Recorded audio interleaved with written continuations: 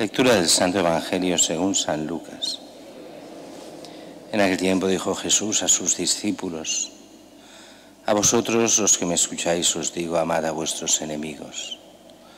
Haced el bien a los que os odian, bendecid a los que os maldicen, orad por los que os calumnian. Al que te pegue en una mejilla, preséntale la otra.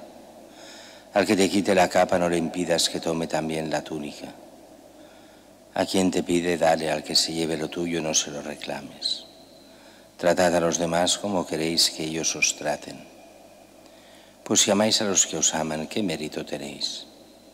También los pecadores aman a los que los aman. Si hacéis bien solo a los que os hacen bien, ¿qué mérito tenéis? También los pecadores hacen lo mismo. Si prestáis a aquellos de los que esperáis cobrar, ¿qué mérito tenéis? También los pecadores prestan a otros pecadores con intención de cobrárselo. Por el contrario, amad a vuestros enemigos, haced el bien y prestad sin esperar nada. Será grande vuestra recompensa y seréis hijos del Altísimo, porque Él es bueno con los malvados y desagradecidos. Sed misericordiosos como vuestro Padre es misericordioso. No juzguéis y no seréis juzgados, no condenéis y no seréis condenados. Perdonad y seréis perdonados, dad y se os dará. Os verterán una medida generosa, colmada, remecida, rebosante, pues con la medida con la que midieseis, se os medirá a vosotros. Palabra del Señor.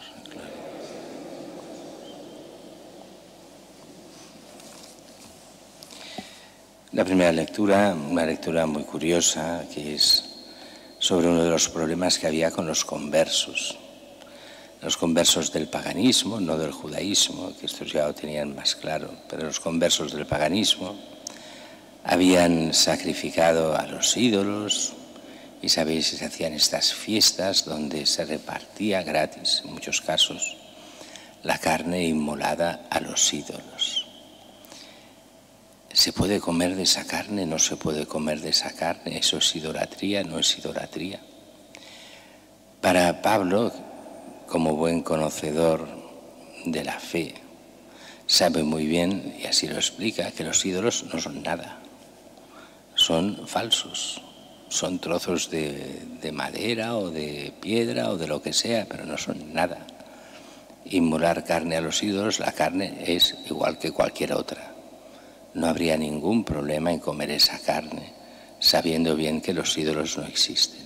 Ahora bien, para aquellos que venían del paganismo y que todavía iban creciendo, pero que estaban convencidos de que esa carne inmolada a los ídolos, comerlo era pecar, porque era carne infectada por los ídolos. Y eso quería decir reconocer a los ídolos como verdaderos, cuando no es así. Pues si ellos comían, creían que estaban adorando a los ídolos. Todavía tenían que crecer en la fe, por eso no comían de esa carne. Y San Pablo dice que vamos a escandalizarlos si todavía no entienden las cosas. Pues si los voy a escandalizar comiendo de eso, pues no voy a hacerlo, el pecado de escándalo. Pero cuidado que hay dos pecados de escándalo, el falso escándalo y el auténtico escándalo. El escándalo de verdad es cuando haces caer a otro en la fe para que pierda la fe y se confunda con las cosas. Ese es el auténtico escándalo. Después hay otro escándalo que es falso, que es aquellos que se escandalizan precisamente del bien que hacen otros, porque ellos no están de acuerdo o creen que no puede ser o tienen sus ideologías. Pongamos un ejemplo muy básico y muy tonto. ¿Cuánta gente por la calle se escandaliza cuando ve una familia numerosa? O que se han creído tener tantos hijos, que esto, que lo otro, que lo demás. ¿Pero de qué vais? ¿De qué falso escándalo? Una estupidez como una catedral.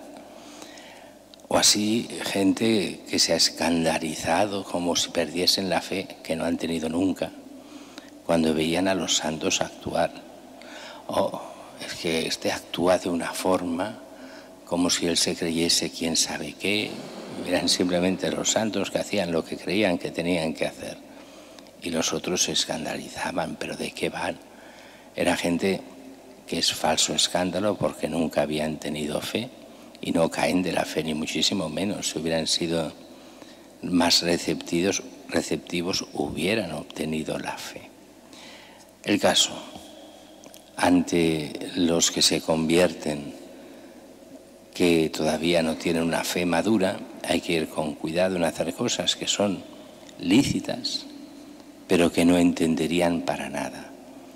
Muy diferente del caso de aquellos que son unos listorros en la fe, que piensan que pueden juzgar a todo el mundo y entonces no puedes hacer nada porque si no ellos se escandalizan, entre comillas, que no, eso es otra cosa.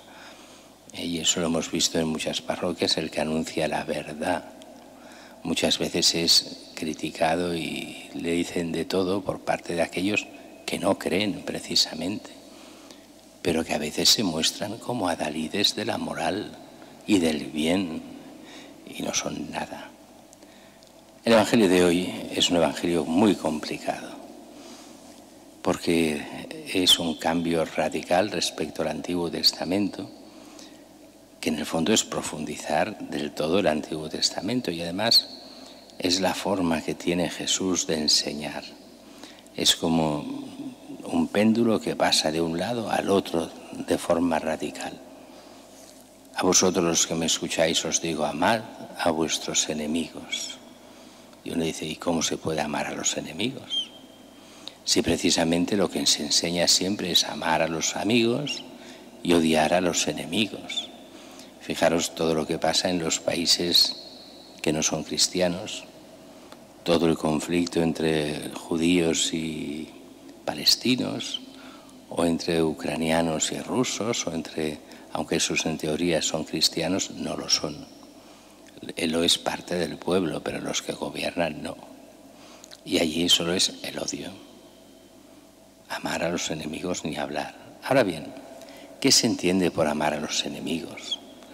Porque cuando uno es enemigo y te hace el mal, si amar entendemos lo que el mundo de hoy entiende, que es simplemente afecto, pues no tendrás ningún afecto.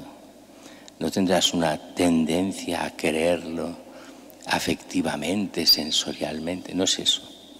Lo explica muy bien. Amad a vuestros enemigos. Y continúa. O sea, haced el bien a los que os odian. Ahí está, haced el bien. ¿Y qué bien? El que vosotros querríais que os hicieran a vosotros. No quiere decir que puedan hacer lo que quieran con nosotros. Pongo un ejemplo del mismo Evangelio. Al que te peguen una mejilla, preséntale la otra. Bien, hay que tomarlo de forma literal. Entonces Jesús enseña de dos formas, con la palabra y con las obras. ¿Qué hace Jesús cuando le dan una bofetada? Pues lo que hace es decir, oye, si he hecho mal, dime en qué, si no, ¿por qué me pegas? No dice, ay, qué bonito, dame otra bofetada. No. Pero eso nos hace pensar esta forma de poner Jesús, lo pone de forma radical, para que no nos lo tomemos a la ligera, ni mucho menos. Pero hay puntos que son los fundamentales.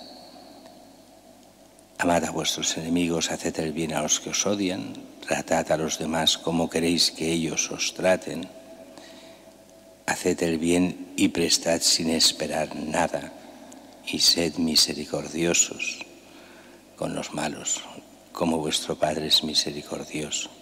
Algunos aquí piensan que es la renuncia a la justicia. No, ni muchísimo menos.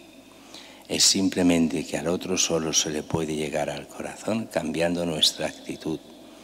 Y solo desde una actitud del buscando el bien se llega a la posibilidad de tocar al otro y que el otro pueda cambiar y hacer el bien.